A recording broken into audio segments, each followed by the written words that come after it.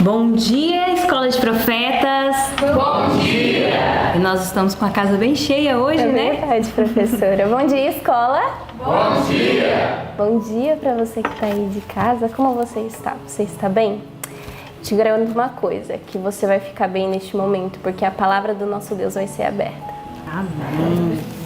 E agora, para começar ainda o nosso dia melhor ainda, com a paz de Cristo e a bênção dele, eu te convido a fazer uma oração. Nós aqui vamos nos ajoelhar, que você também aí onde você estiver possa ajoelhar, e se você não pode ajoelhar, que você consagre o seu coração a Deus. Amém. Vamos nos ajoelhar agora? Oremos. Santo Deus e eterno Pai, obrigado por mais um dia na presença do Senhor, Pai. E que bom é estar na presença do Senhor, louvar o Teu nome, Pai, estudar a palavra do Senhor, Pai, que nos fortalece todos os dias, ó Pai. Que o Senhor também possa fortalecer, Pai, as pessoas que têm acompanhado esse vídeo ao estudar a palavra do Senhor, Pai. Guie o nosso dia, que ele seja administrado pelo Senhor, que nós possamos receber as bênçãos reservadas para cada um de nós, Pai. Amém. Te agradecemos por tudo e por todas as coisas, em nome de Cristo Jesus. Amém. E agora nós temos uma mensagem musical com o irmão Magno.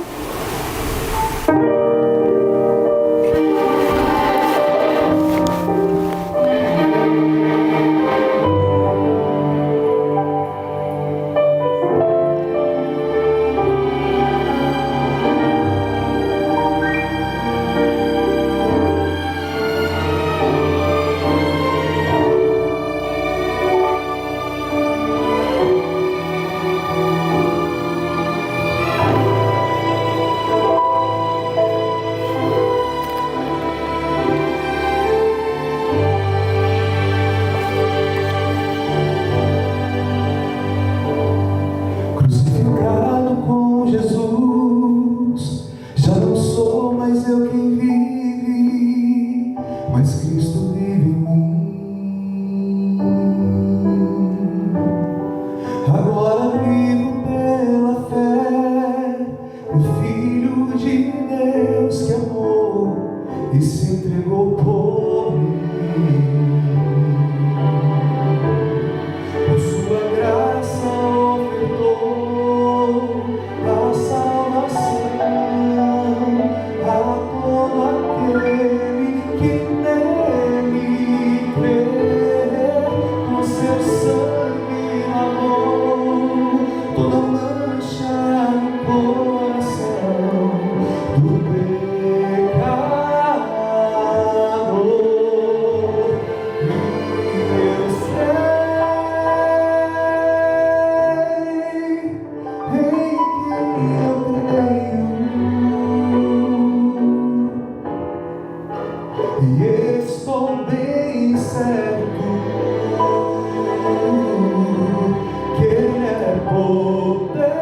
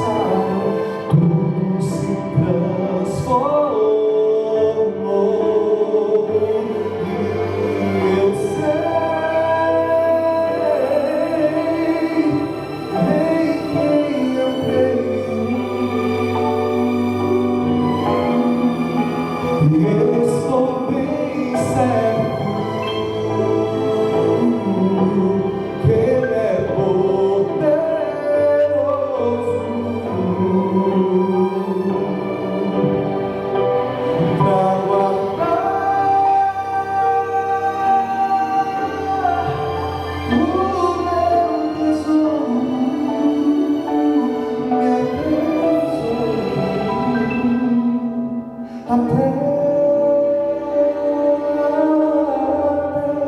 o fim chegar.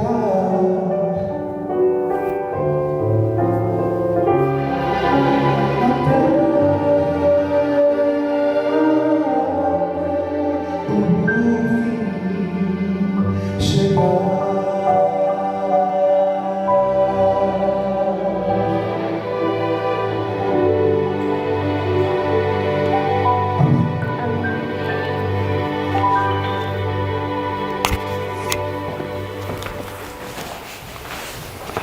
Neste momento, nós vamos ter uma parte muito importante. E aqui na Escola de Profetas, durante o nosso trabalho, os professores nos ensinam uma coisa muito importante, que é preciso meditar na palavra do Senhor. Porque quando meditamos na palavra do Senhor, nós somos transformados como Ele. Amém. E eu convido você a abrir a sua Bíblia no livro de Apocalipse e toda a igreja, para nós gravarmos a palavra do Senhor no nosso coração. Apocalipse 3, do verso 7 ao verso 9. E no 3, nós vamos começar a recitá-lo, né?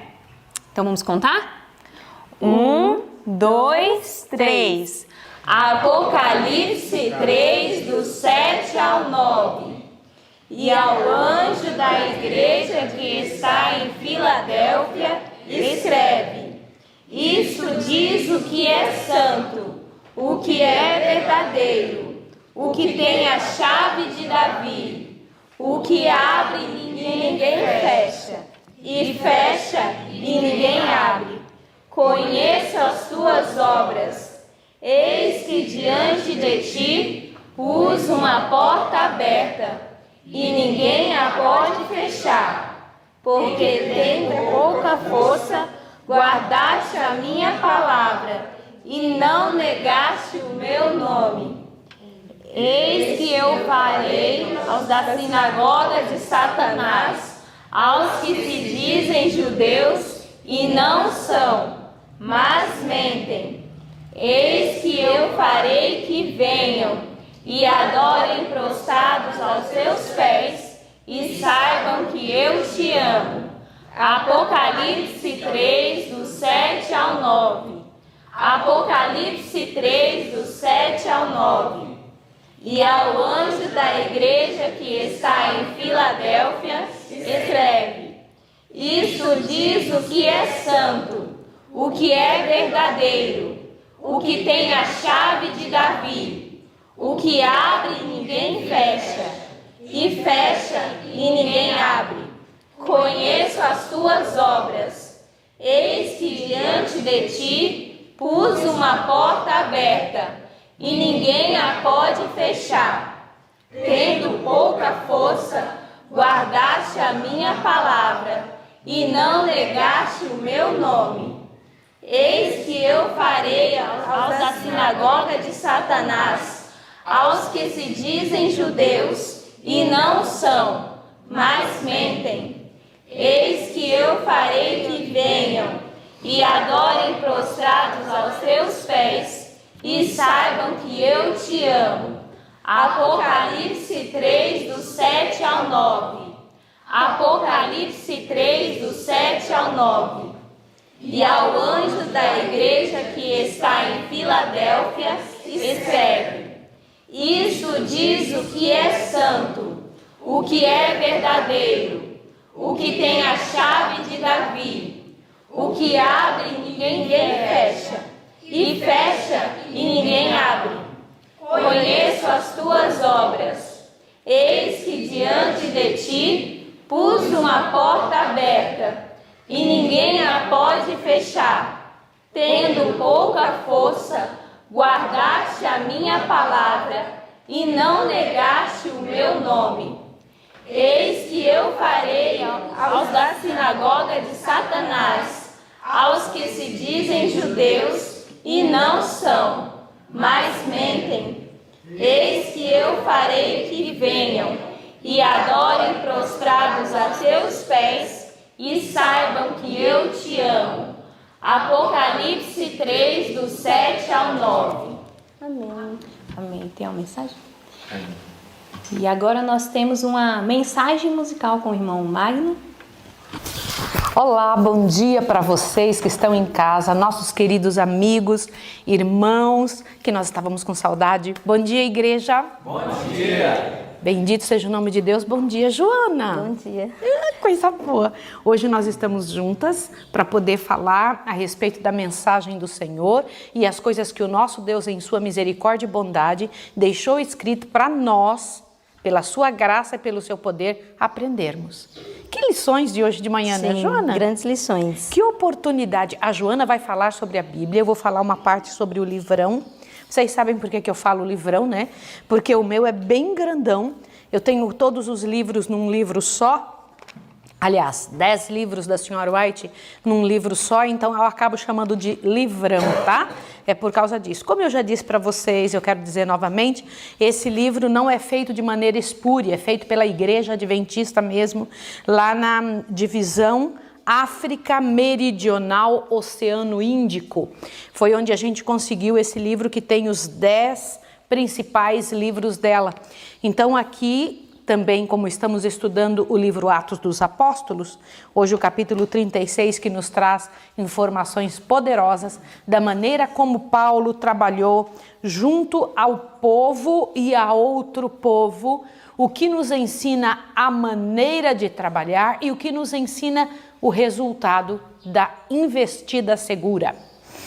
Muito bem, hoje nós iniciamos uma nova carta, né? Estávamos falando do povo de Corinto e nós aprendemos muitas lições, né, com esse povo, que Paulo veio ensinando, exortando, e agora nós vamos falar sobre os Gálatas. Nós chegamos a uma nova carta. É importante a gente relembrar que na primeira viagem missionária de Paulo, ele evangelizou ali a Galácia, né? A gente leu essas histórias quando ele esteve lá em Listra, em Derbe, e ele saiu evangelizando e ali se levantou uma forte igreja. E eu queria lembrar vocês também que quando Paulo passou por essas cidades, ele teve uma forte oposição por conta do tema da circuncisão, né? Circunda ou não circunda? E aí, como é que vai ser? E aí, Paulo teve que descer a Jerusalém e receber da igreja um documento que dizia não precisa. E vem cá, mas por que Paulo precisou de ir à igreja? Ele não tinha autoridade, só ele mesmo, para ter essa informação sobre circuncisão? Ele sabia do que Deus havia revelado para ele, mostrado de maneira muito clara, porque desde o princípio ele foi chamado a pregar aos gentios, mas Paulo nunca trabalhou sem o apoio da igreja. Opa! Gente, essa parte é importantíssima. Durante todo o meu tempo de trabalho com a igreja, eu tenho percebido muitas pessoas desejando e instruindo outras para que venham agir desta forma. Elas acham que elas têm condição sozinhas de tomar as decisões relacionadas ao Evangelho, que tem mais de 6.000 anos. Porque o Senhor Deus, ele estabeleceu a igreja para este fim, para que você não erre sozinho. Para que, em nome de Deus, quando houver um erro, todos possam se ajudar. Para que, quando exista um erro, Deus possa trabalhar através do veículo escolhido por Ele. Por isso que Paulo esperava o que um concílio dizia. Não é interessante isso? Muito. O próprio Paulo que ouviu o Senhor Jesus chamando e pedindo que ele fosse ser apóstolo. Exatamente. E foi isso que ele fez. E ele voltou, na segunda viagem dele, ele voltou fortalecendo o povo dos Gálatas, né? Fortalecendo e dizendo, olha o que foi decidido. Ele mostrou todo o documento que foi decidido pela igreja, pelo concílio. E os Gálatas se fortaleceram na fé. Só que enquanto Paulo continuou as suas viagens, né? Na sua segunda viagem ele visitou Éfeso, foi para Corinto. Aí aconteceu que os judeus foram lá aos Gálatas, lá em Galácia, e perverteram o evangelho. Começaram a dizer que Paulo não era apóstolo coisa nenhuma, que ele não tinha feito parte dos 12, que tinha andado com Jesus, que o evangelho de Paulo era divergente, que não tinha nada a ver com aquilo que os judeus haviam recebido de Deus também, né? Porque a circuncisão também veio de Deus. E aí começou a levantar várias heresias contra Paulo. Então, Paulo agora escreve aos Gálatas, ele já está na sua terceira viagem, ele estava em Corinto quando ele escreveu essa carta, e agora ele escreve orientando. E eu acho muito interessante, porque aqui no capítulo 1, no verso 6, ele escreve sobre o espanto dele.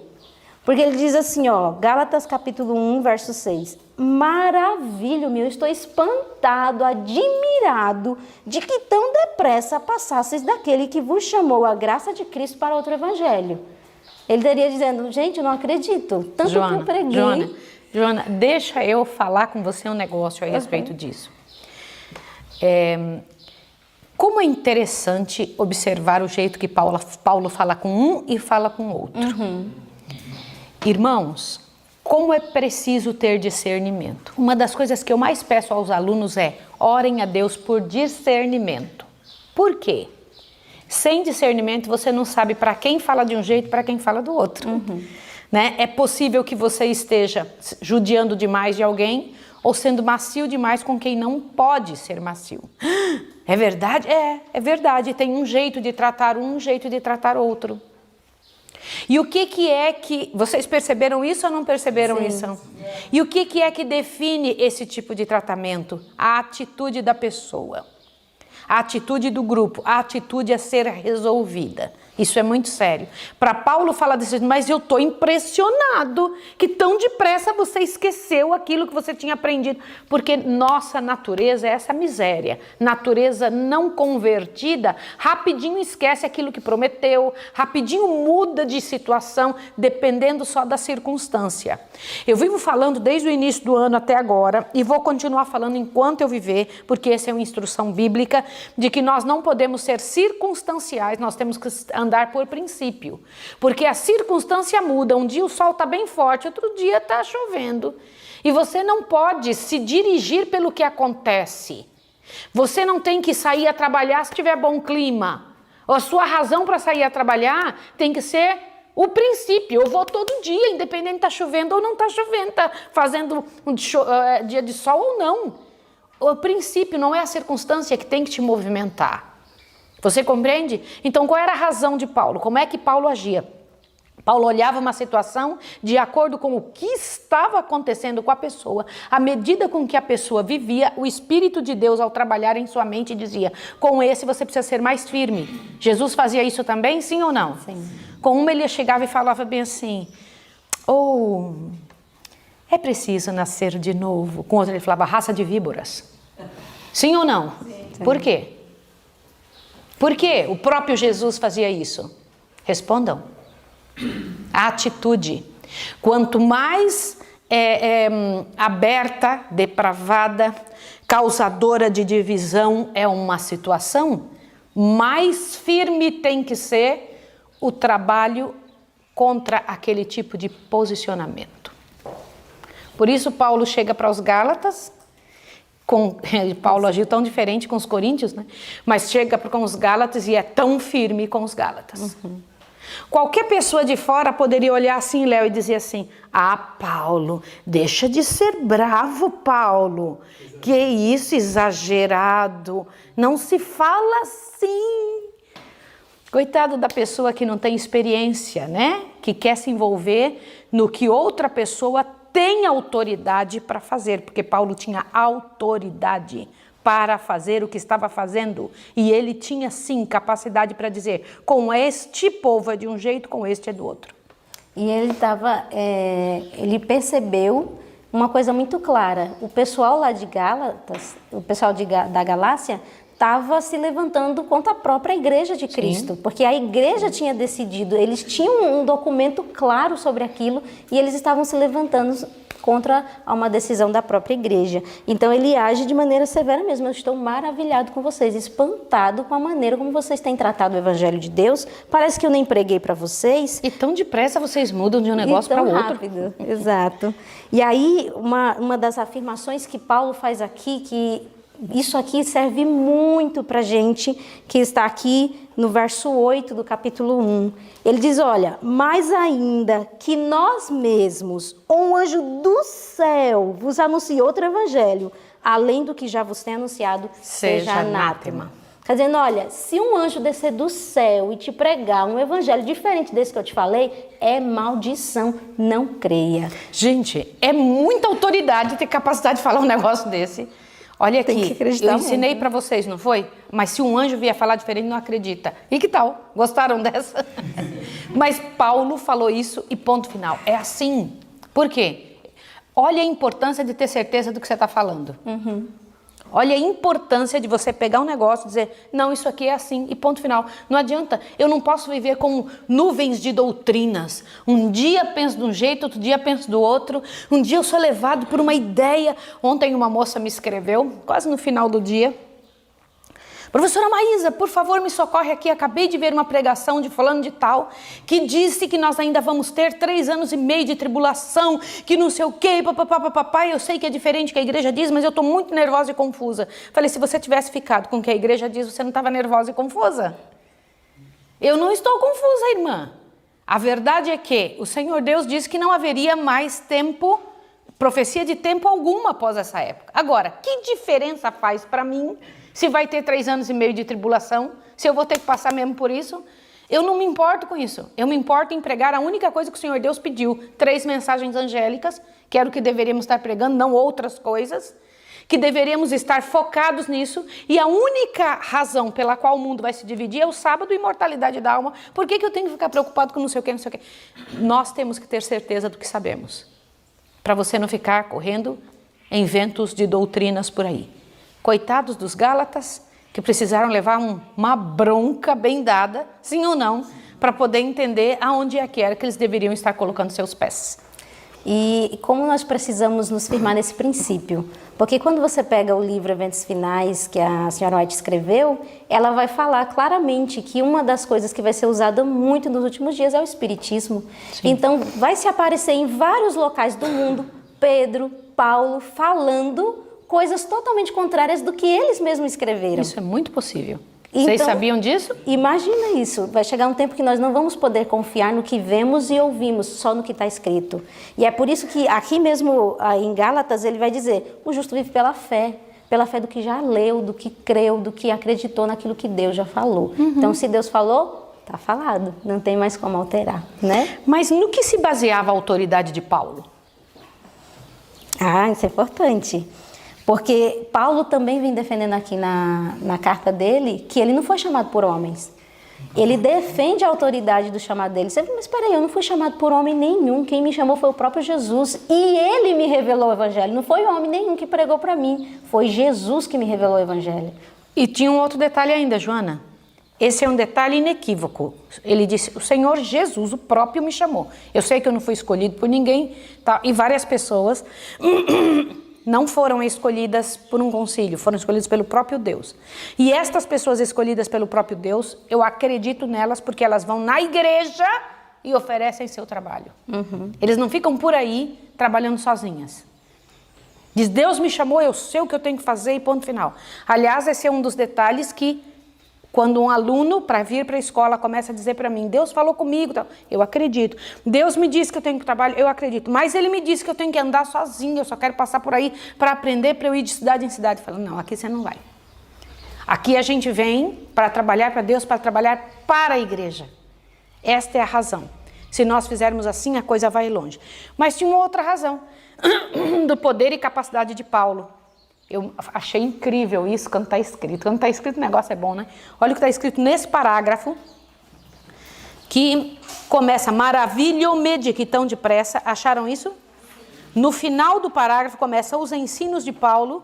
Achem essa partezinha. Os ensinos de Paulo estavam em harmonia. Achem, por favor. Acharam? Presta atenção nisso aqui. E fiquem felizes de saber esse detalhe. Olha a autoridade de Paulo. Os ensinos de Paulo estavam em harmonia com as Escrituras e o Espírito Santo tinha dado o quê? Testemunho do quê? Do seu trabalho. Contra fatos? Não há argumento. Não há argumento. Que falando, não, fulano não tem... Peraí. Contra fatos não há argumentos. Olha o resultado do trabalho dele. Ele tinha autoridade sim de falar. Ele podia falar. Tinha resultado. Agora, o triste é quando alguém não tem nada e se acha com condição, com capacidade de pegar e ficar colocando areia e dando pitaco no trabalho do outro, né? Aí Paulo vai e coloca os Gálatas no tribunal de sua própria consciência. O que vocês entendem por isso? Tribunal de sua própria? Vocês sabiam que algumas pessoas nem consciência têm? Você sabia? Misericórdia. É verdade. Você já ouviu falar de quando as pessoas falam assim, essa pessoa não tem consciência? Já ouviram essa? Sim. Já, mas é verdade, tem algumas pessoas que não têm consciência. A consciência é feita na infância. É produzida, é estabelecida na infância. Consciência não nasce com você. Ela é desenvolvida. E algumas pessoas não recebem capacidade para isso. Então elas não têm discernimento prático para absolutamente nada. Você fala para elas, ela continua com a razão, ela continua brava, ela xinga, ela reclama, ela não aceita porque a cabeça dela não está apta para compreender. E algumas pessoas, ainda que você coloque nesse tribunal, não vão conseguir aprender. Mas Paulo colocou os Gálatas no tribunal de sua própria consciência. Muito bem. E ainda bem que para o povo da Galácia funcionou, porque Paulo exortou com toda a severidade, apelou, mostrou os fatos, né? Ele conta toda a sua história. Foi assim que eu agi, assim que eu fiz, e repreendi até o próprio Pedro quando ele saiu do prumo. Na segunda carta de Gálatas ele fala isso. Quando Paulo ficou dissimulando lá, que não comia com gentios, eu repreendi ele na frente de todo mundo, porque ele estava errado. Então ele apresenta esses fatos e fala assim, e aí vocês vão ter que decidir. E o povo de Galácia se rende, né? Eles se voltam para aquilo que Paulo já havia ensinado, e há frutos, porque quando o Espírito Santo trabalha, né, realmente há frutos do Espírito do Senhor ali. Eles permitiram. Eles né? permitiram. Então esse tribunal da consciência funcionou para eles, Funcionou. Posso comentar uma coisa com vocês, seríssima? Vamos trabalhar em cima do pecado dos Gálatas, tá certo?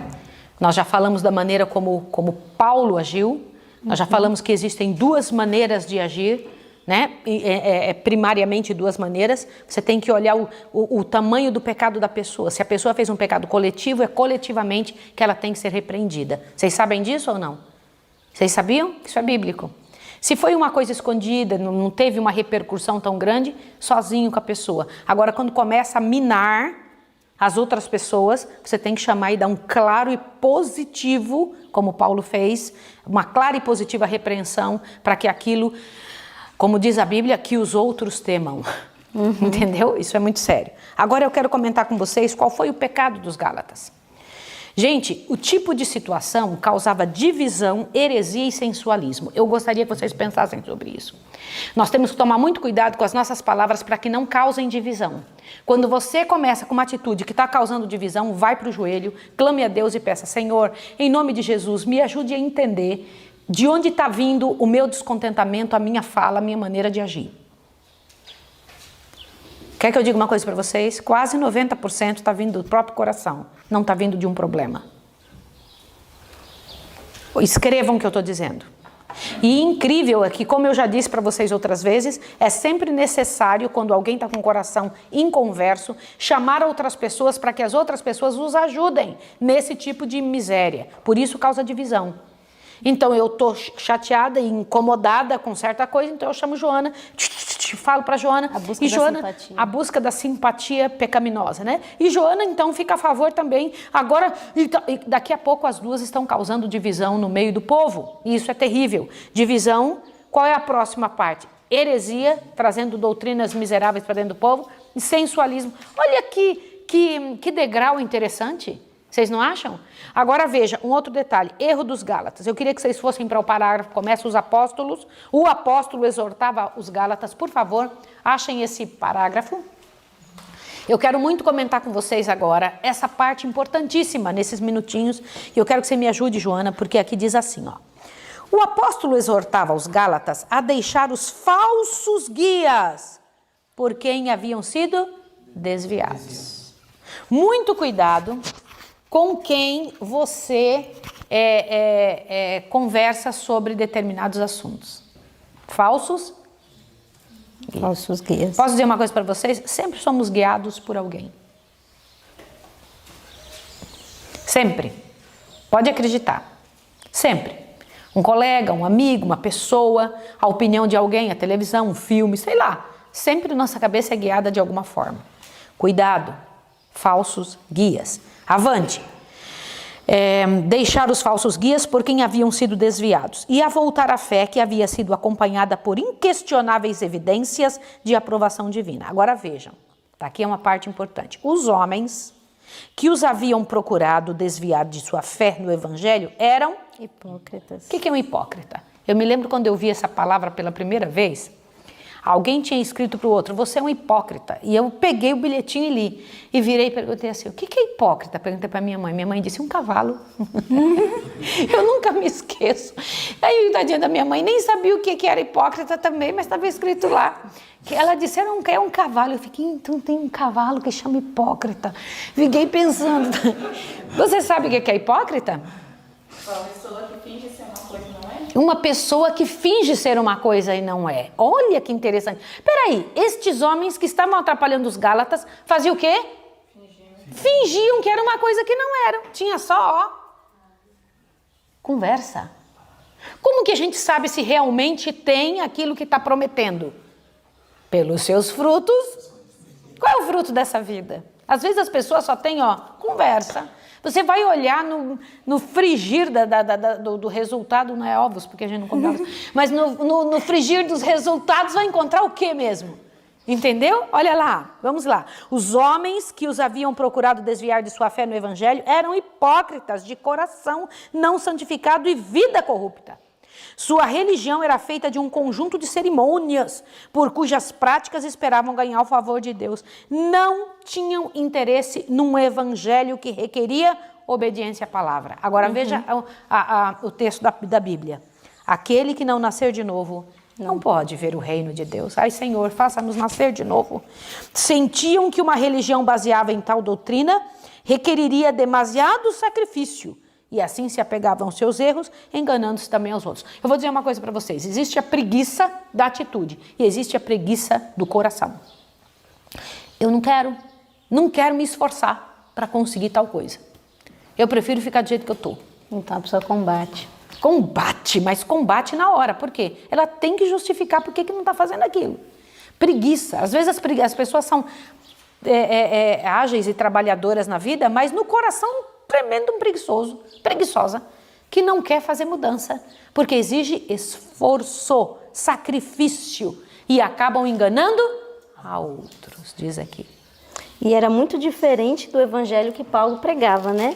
Porque Sim. Aqui em Gálatas, capítulo 2, verso 20, ele diz assim, já estou crucificado com Cristo e vivo não mais eu, mas Cristo vive em mim. E a vida que agora vivo na carne, vivo pela fé no Filho de Deus, o qual me amou e se entregou a si mesmo por mim. Falei, eu já não vivo mais eu, é Cristo que vive em mim. Ele crucificou completamente o eu dele, ele mortificava, ele lutava, porque ele entendeu o sentido do evangelho. E esses judeus, eles não queriam isso. E aqui no próximo parágrafo que a senhora leu, diz que é exatamente isso, quando uma pessoa não quer santificação, ela dá espaço a apenas atos exteriores e ela combate qualquer coisa que venha contra. Tem até uma empáfia.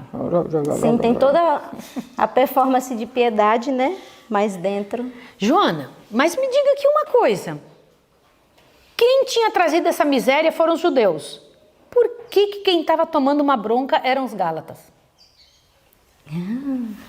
Gente, isso é importante vocês pensarem. Por quê? O livrão explicou. Satanás, abre os ouvidos agora, bem grandão. Conseguiu abrir os ouvidos? Você vai aprender um negócio tremendo agora. Satanás procura pessoas com inclinação do coração idêntica à daquele tentador. Como assim? Eu não sei se vocês já viram que numa cidade tem uma quantidade de pessoas drogadas, uma quantidade de pessoas com outros defeitos e pecados, homossexualismo, ladrões, roubadores, seja o que for, que são os pecados que a Bíblia condena, sim ou não?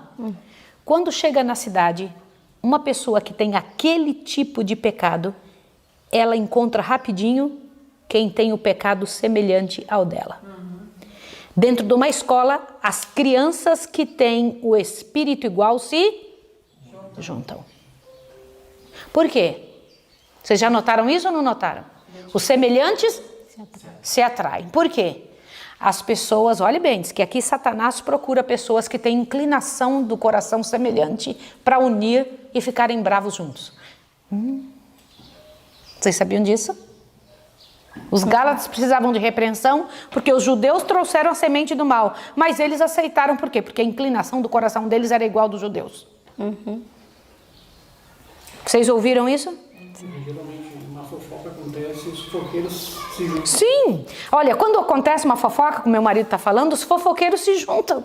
Quando uma pessoa não quer saber de fofoca, ela fala, não fala nada. Aí é óbvio que aquele não vai estar envolvido com aqueles. Sim ou não? Não vai. Te assusta aqui, olha, eu achei incrível essa explicação do porquê que Satanás conseguiu êxito no meio dos Gálatas.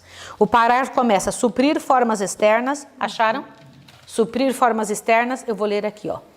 No meio do parágrafo está escrito, é estudado o esforço de Satanás. O que é estudado o esforço? O que é isso? O que é isso? O que você entende por essa frase? Estudado o esforço de Satanás. O que é isso? Procurando uma maneira. Ele fica olhando, observando os seres humanos, fala, quem aqui, esse tem essa falha, esse gosta de tal coisa, eu vou juntar eles para o problema ser bem maior. Sabia disso? Que coisa terrível. É estudado o esforço de Satanás, desviar as mentes da esperança da salvação pela fé em Cristo e obediência à lei de Deus. Em cada época, o arqui-inimigo adapta suas tentações aos preceitos ou o quê? O que diz aí? Inclinações daqueles a quem está procurando enganar. Como assim? Ele fica achando, quem é que tem inclinação para isso aqui? Quem tem inclinação para essa desgraça? Quem tem inclinação para isso? E ele junta. Para ser mais clara com vocês, uma pessoa que tem um pecado terrível lá do sensualismo, vamos usar o que foi dito aqui, o pecado do sensualismo, os demônios, que vocês sabem que são grupos de demônios para cada pecado, sim ou não? Tem os demônios da fofoca, tem os demônios do sensualismo, tem os demônios da mentira, tem os demônios da ira, tem demônio, são vários tipos. Então os demônios, eles procuram na pessoa, peraí, que esse aqui é que eu vou agarrar porque tem o que eu gosto. Mas outra pessoa que tem o mesmo tipo de pecado, esses demônios se contactam e falam um com os outros, sabiam? Pode usar esse daqui vai dar certo para aumentar o mal. E faz eles se unirem e se encontrarem. Não sei se vocês já viram que algumas pessoas têm amizade só para o mal. Como assim? Se une só para falar mal, incomodar, chatear, encher a paciência. Já viram isso ou não? A amizade só existe entre os bons. O que existe entre os maus é cumplicidade. Eles se unem para o mal. Eles não se unem para uma coisa boa. Vamos nos unir para uma coisa agradável, para ajudar alguém, para orar, para... Não. Se une para o azedume de sua própria vida. Por isso os Gálatas precisavam de repreensão. Porque eles aceitaram o que os judeus fizeram. E aceitaram por quê? Porque tinham no coração deles isso. Eram hipócritas também. Exato. Mas agora, vamos terminar? Sim. Vamos terminar com o seguinte. Eu preciso comentar com vocês sobre o que o livro pede para nós termos. A orientação bíblica. Uma experiência genuína com Deus. Experiência. Deixa eu comentar uma coisa com vocês. Joana, a vida de Paulo é linda, mas é a experiência de Paulo, não é a minha, não é a sua. Daqui uns dias vamos estudar a vida de Pedro. É linda, a vida de Pedro é linda, mas a experiência de Pedro não é a minha. A experiência de Jesus é a experiência de Jesus. O nosso material diz que nós deveremos procurar nossa experiência pessoal com Deus. Para a gente poder dizer diante de Deus, eu conheço, não pelo que o outro disse, eu conheço porque eu estive com o Senhor. Vocês entenderam isso? Corram atrás disso, meus queridos filhos, queridos irmãos que estão em casa, corram atrás disso. Busquem em nome de Jesus, clamem, peçam, Senhor, me dê uma experiência pessoal contigo. Porque se você tiver uma experiência com o Senhor, você vai tão longe com Ele que você não vai conseguir voltar. Amém. Aleluia! Quer isso ou não quer? Aí você vai ver que acaba esses incômodos. Existem algumas luzes e algumas coisas que você vai, não, eu já conheço outras maiores. Eu já vou atrás de outras coisas de outro nível. Eu estou no outro planeta, essas coisas não me incomodam mais. Está na hora de você ter uma experiência genuína e pessoal com as coisas de Deus. E isso sim, é a súplica do Espírito Santo para nós nessa manhã. Que ninguém venha nos tirar dos caminhos do Senhor com qualquer tipo de situação, porque estejamos firmados na rocha eterna, Joana, no poder do Evangelho de Jesus Cristo, na graça e na misericórdia do Filho de Deus. Você quer isso? Sim ou não? E eu estou muito contente que hoje está conosco Sandreli. Eu estou alegre demais, Sandreli, que você está aqui. Vocês sabem, quando eu morei nos Estados Unidos durante alguns anos, nós tínhamos uns grupos de estudos bíblicos. Vocês sabiam? Nós saíamos buscando, tínhamos os grupos de jovens, não era, Sandreli? E os grupos de jovens grandes, nós estudávamos com 40, 50 pessoas e reuníamos na nossa casa para estudar, nas casas das pessoas, e estudávamos muito. Eu não sei se vocês sabem, mas eu tinha uma casa pequenininha e nós tirávamos os móveis da sala, colocava lá na varanda e todo mundo sentava no chão para poder estudar. E foram momentos muito bons de estudo, e isso forma uma amizade que se torna eterna. E Sandreli está aqui hoje, veio lá dos Estados Unidos, né, Sandreli linda? E eu estou muito feliz. Essa noite eu dei muita risada com Deus, lembrando de detalhes daquela época, e você estava em várias vezes com o mesmo sorriso, mesma carinha linda conosco ali, e eu fico muito feliz por isso. Você está aí do lado de uma moça que parece muito com você, que legal. Muito bom, louvado seja o nome de Deus, eu estou muito agradecida. Olha só que interessante, conheci a Sandreli, nem era casada ainda, então nós somos amigas há muito tempo, né? Louvado seja o nome de Deus, e vamos ser amigas pela eternidade toda, né, Sandrinha? Pela graça e poder de Jesus. Louvado seja o nome do Senhor. Eu quero dizer para você em casa que nós vamos orar pela sua vida agora, não vamos, Joana? Vamos pedir a Deus que abençoe. E amanhã, nosso assunto é muito legal, gente, não perca não. Olha, a última viagem de Paulo a Jerusalém. Vocês querem essa? Querem ouvir? São momentos especiais, são momentos únicos, não deixe de estudar. Espero você lá, amanhã vamos estar juntos de novo aqui. E o principal, quer ouvir um negócio legal? Quer uma novidade bem boa? Vocês vão amar o que vocês vão ouvir. Nós estamos preparando a melhor série de nossa vida, a série O Grande Conflito. Sabe por que nós dizemos que vai ser a melhor série? Te assusta o que você vai ouvir agora. Meu esposo e eu, durante um tempo, estivemos viajando pelos locais aonde aconteceram os fatos que estão descritos no Grande Conflito.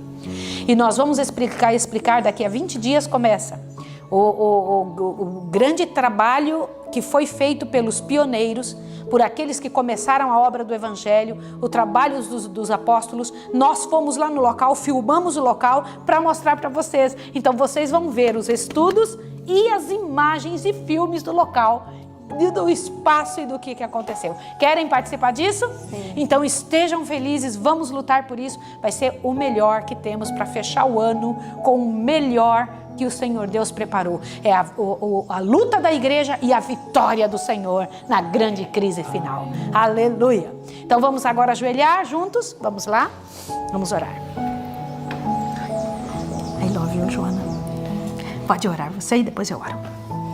Amado Deus e nosso Pai, queremos agradecer ao Senhor por sua infinita misericórdia. Amém. E nos permitir ter acesso a tantas instruções, Senhor, ao que está escrito na Tua Palavra. Amém. E isso totalmente gratuito. O Senhor não nos cobra nada para nos ajudar a viver e vencer neste mundo que está caminhando para a sua destruição. Amém. Queremos, Senhor, implorar que no dia de hoje o Senhor nos habilite a viver tudo aquilo que aprendemos. Que Teu Espírito Santo, Senhor Deus, aprofunde essas informações em nossa consciência e nos ajudando, Senhor Deus, a vencer naquilo que precisamos. Entregamos a nossa vida em Tuas mãos, entregamos a vida do pessoal de casa, todos que estão assistindo, e imploramos que o Senhor Deus nos vença, Senhor, em todas as nossas debilidades. Nós oramos e agradecemos no nome de Jesus. Amém. Pai Santo, louvado seja o Teu nome, pelo que Joana orou e pelas bênçãos que o Senhor nos dará nesse dia. Abençoe essas pessoas em casa, fortaleça-as e ajuda a ficarmos até o fim. Que hoje possamos chamar outras pessoas e mais outra no grande trabalho de missão que temos de passar avante a Tua mensagem, para que possamos estudar juntos esses últimos momentos do ano bíblico. Em nome de Jesus, amém. Amém. Joana, que Deus abençoe vocês e até amanhã.